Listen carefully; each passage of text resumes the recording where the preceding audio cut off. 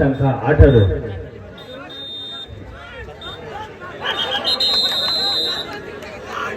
আবার হাবি club Asrullah soldier club, Ashutola soldier club. আমরা যে 4টা টিমের নাম ঘোষণা করলাম। প্রিয় বন্ধুরা, গত রাতে প্রত্যেক 1 নম্বর ব্লকের অন্তর্গত ফরিদপুর গ্রামের যুবক ভাইদের উদ্যোগে অনুষ্ঠিত হয়ে গেল একটি কাবাডি প্রতিযোগিতা, এবং সেই কাবাডি প্রতিযোগিতা আমাকে আমন্ত্রিত করেছিল আমার প্রিয় শামীম ভাই। সেই শামীম ভাইয়ের ডাকে আমি কিন্তু সেই কাবাডি প্রতিযোগিতায় অংশগ্রহণ করেছিলাম এবং সেখানে গিয়ে বেশ মজা পেয়েছি। আপনারা যে টিমের খেলাটি দেখতে পাচ্ছেন, এই খেলাগুলো কিন্তু বাচ্চা সব ছেলেপুলোদের কাবাডি খেলা কিন্তু গ্রামাঞ্চলের একটি জনপ্রিয় খেলার মধ্যে পড়ে কাবাডি এবং ফুটবল। ভারতবর্ষের জনপ্রিয় খেলা ক্রিকেট হলেও কাবাডি কিন্তু বিশাল একটা জায়গা দখল করে রেখেছে। খ্রিস্টপূর্ব 1500 থেকে 500 খ্রিস্টপূর্বাব্দে এই কাবাডি খেলার শুভ সূচনা হয়েছিল। প্রাচীন যুগ থেকেই কিন্তু কাবাডি খেলার আলাদা একটা মহত্ব, আলাদা একটা গুরুত্ব চলে আসছে। আজকে আমি এই জায়গাতে আসতে পেয়ে ভীষণ আনন্দিত এবং ধন্যবাদ জানাই ফরিদপুর যুবক ভাইদের, বিশেষ করে আমার শামীম ভাইকে। আপনারা আজকে এই কাবাডি খেলার কিছু মুহূর্ত আমার এই ভিডিও ফুটেজের মাধ্যমে দেখতে পাবেন। প্রচুর লোক জমা হয়েছিল, অনেক দূর দূরান্ত থেকে লোক এসেছিলেন। রতুয়া, ভাদো, কারবোনা, পাকুড়তলা, শামসি এবং তার থেকেও বহু দূর থেকে লোক কাবাডি খেলা দেখতে এসেছিলেন। সারা রাতব্যাপী খেলাটি অনুষ্ঠিত হয়েছে। আমি বেশিক্ষণ থাকতে পারিনি, আমি চলে এসেছিলাম। একটা কথা না বললেই নয়, রতুয়া 1 নম্বর ব্লকে রতুয়া পঞ্চায়েতের অধীনে কারবোনা, কাঞ্চননগর এবং ফরিদপুর এলাকার মানুষ কিন্তু খেলাপ্রেমী মানুষ, খেলাকে ভীষণভাবে ভালোবাসে। সে কাবাডি হোক, ফুটবল হোক অথবা ক্রিকেট। আপনারা যে জনসাধারণগুলোকে দেখতে পাচ্ছেন, যেই দর্শকদের দেখতে পাচ্ছেন, কোনো কাউকে আমন্ত্রিত করা হয়নি, কোনো কাউকে কিছু বলা হয়নি। জাস্ট একটা অ্যানাউন্সমেন্ট হয়েছে। সেই অ্যানাউন্সমেন্টের ডাকে কিন্তু প্রচুর মানুষ, শয়ে মানুষ, হাজার মানুষ কিন্তু খেলার টানে, খেলাকে ভালোবাসে বলে কিন্তু ছুটে আসছেন এই কাবাডি মাঠে।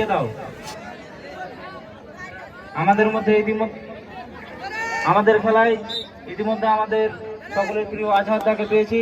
ওনাকে স্টেজে আসার জন্য অনুরোধ করছি। আজহারদা, আপনি স্টেজে চলে আসেন।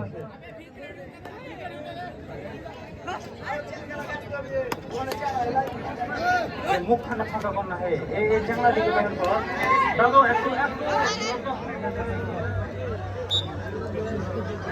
হাই কিছু দিব নাকি? না, কিছু দিতে হবে মাত্র মুখখানটা নিয়ে। এটা হচ্ছে নাসির ভাই আর গার, আর এটা হচ্ছে আর বেটা। খেলা দেখতেছিস? তোমাকে দেখে ভালো লাগছে? সবাই ভালো করে জানাবেন।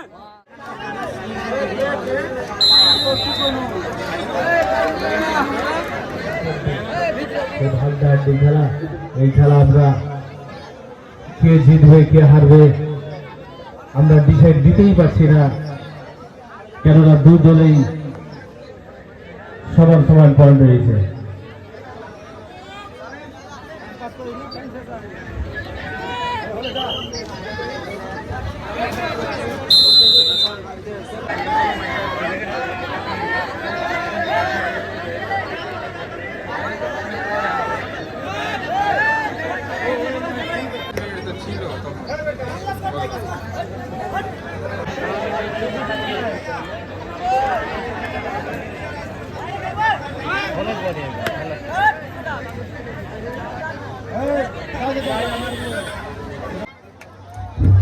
দর্শক বৃন্দের উদ্দেশ্যে বলছি, আপনারা একটু হাততালি দিয়ে কিন্তু সম্বোধনা জানাবেন।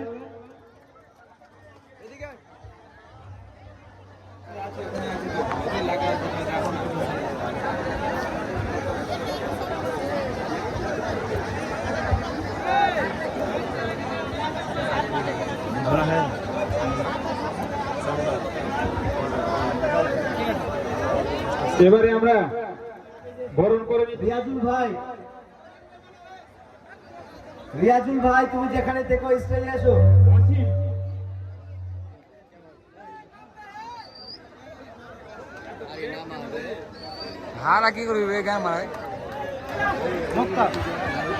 বিশিষ্ট ইউটিউবার তথা শিক্ষাবিদ মোহাম্মদ আজহারউদ্দিনকে বরণ করে নিচ্ছেন মুক্তার।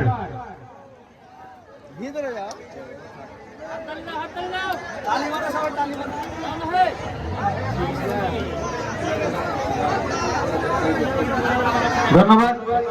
এবারে আমাদের খেলার পর্বে চলে আসবো। আমাদের পরবর্তী যে অতিথি বর্গ আছেন এবং আরো অনেকেই আসবেন, সেনাদের আমরা বরণ করার সময় বাকিদেরকে আমরা বরণ করে নেব। আমাদের এবার একটি কথা আমি মোহাম্মদ আজহারউদ্দিন বলছি, একটি কথা বারবারই উঠে আসছে যে ইউটিউবার আপনারা অনেকেই আমার ভিডিও কিন্তু দেখেছেন, অনেক ধরনেরই কিন্তু ভিডিও ফেসবুকে বা ইউটিউবে পোস্ট হয়।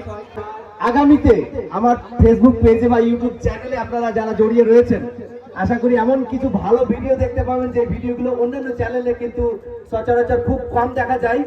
জাস্ট কয়েকদিনের মধ্যেই কিন্তু আমি আমাদের রতুয়া নিয়ে একটি ভিডিও করতে চলেছি। রতুয়ার খুঁটিনাটি তথ্য, রতুয়াতে কটা মন্দির রয়েছে, কটা মসজিদ রয়েছে, কটা স্কুল রয়েছে, এভরিথিং পুরো ডিটেলসের তথ্য কিন্তু সেই ভিডিওতে পাবেন।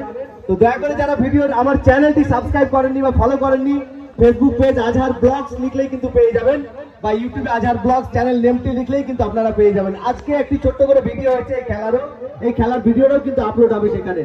অসংখ্য ধন্যবাদ আপনাদের সকলকে। আমি বেরিয়ে যাচ্ছি, আপনারা সকলে ভালো থাকবেন, সুস্থ থাকবেন। আজকের এই খেলা আপনারা ভীষণ চরম ভাবে উপভোগ করুন। কারবোলা কাঞ্চননগর ফরিদপুর এলাকার মানুষ, খেলাপ্রেমী মানুষ, আমরা সেটা দেখতেই পাচ্ছি। আর বিশেষ করে বলার কিছু নেই, কারবোলা এলাকা, ফরিদপুর এলাকা, কাঞ্চননগর এলাকার মানুষদের খেলার প্রতি কতটা আকর্ষণ, কতটা টান, সেটা জলযন্ত্র দৃষ্টান্ত কিন্তু আমরা দেখতে পাচ্ছি। আর কিছুক্ষণের মধ্যেই খেলা শুরু হচ্ছে। আশুতলা সোলজার ক্লাব ভার্সেস মানিক ঠিকাদার ক্লাব। চূড়ান্ত একটি খেলা হবে, আপনারা সেই খেলাকে চরমভাবে উপভোগ করুন। ভালো থাকুন, সুস্থ থাকুন, খেলা থেকে অনেক শিক্ষা এখান থেকে নিয়ে যাবেন এই আশা রেখে সকলকে আসসালামু আলাইকুম জানিয়ে আজকে বক্তব্য শেষ করছি এবং এখান থেকে বিদায় নিচ্ছি।